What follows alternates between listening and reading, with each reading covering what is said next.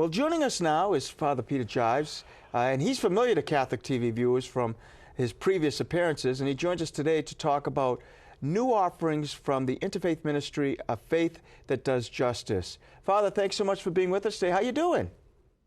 I'm doing well. Thank you, Jay and Bishop Reed. I'm delighted to be with you again. It's been a while. It has been some time since we last spoke. Can you share with our viewers the mission of A Faith That Does Justice? Yeah, the mission really reflects kind of my own life. In the late 1980s, I worked in El Salvador during the Civil War in that country, providing health care. I'm a physician by training and a Jesuit priest. And really what's come out of that experience is this program, which is really an attempt to offer to other people of goodwill the experience that I had to some extent. And that really means trying to offer people an opportunity to raise consciousness about social issues that affect vulnerable people who are really suffering, not just all over the world, but right here in Boston as well. And at the same time, what we try to do is reach out to those people who are struggling, providing them with opportunities for advancement, and at the same time asking perhaps people like ourselves who might have already established ourselves in this country an opportunity to walk in solidarity with them. And we do it in three different ways. Two of them are really through meetings. We hold smaller meetings that are faith-based. And what they really try to do, for example, we've had a talk recently on the prophets, the Jewish prophets. And the idea there is really to how do you live the prophetic voice in society today? And then on another level, we have larger meetings that really look at issues of social justice. For example, it could be the immigration issue. It could be housing. It could be racism, things like that, to try and develop a consciousness level, an increase in consciousness for people in this city, particularly, and beyond. And then finally, we have a service component where we offer English as a second language, ESOL, English for speakers of other languages, to people who have recently arrived. And that program is free to anyone who wants to get in on it.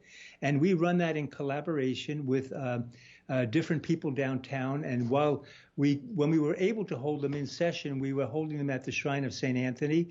Right now, we're online. So the program, despite COVID, continues. We just started a 12-week program this past week. So in a nutshell, that's what we do. And we're very anxious in trying to offer people an opportunity to walk with us in this journey. You mentioned the Shrine of St. Anthony. I just want, for all of our Bostonians listening, that's Arch Street. Arch Street Shrine. Father, you know, certainly the pandemic, the health crisis, people having to work at home, stay at home, go to school at home, has shed light on many disparities, weaknesses in many, many services. What has your experience been like during this difficult period? Yeah, in a word, it's been profound. I think that the COVID experience over the past year and a half or so has occurred in a backdrop over so many social situations that we've had to face.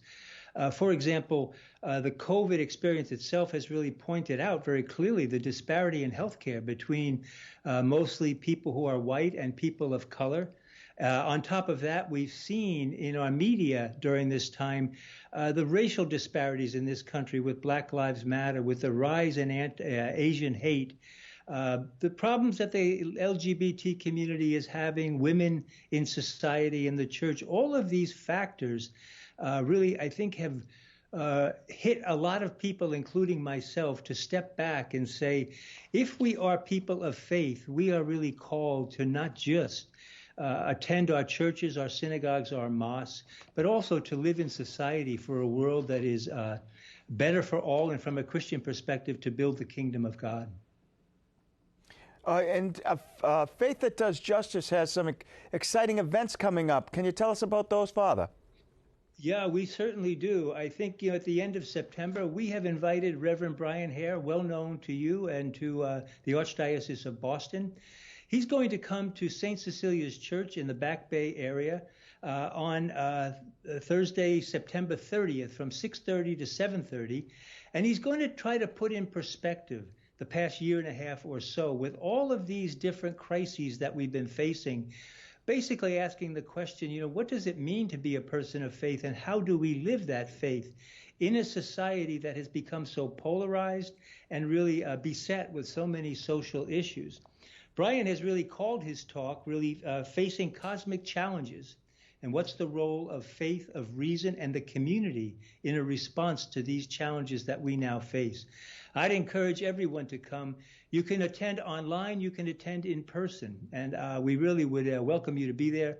As you know, Reverend Brian Hare is a very capable man, and we are expecting really quite a nice talk with some questions to follow.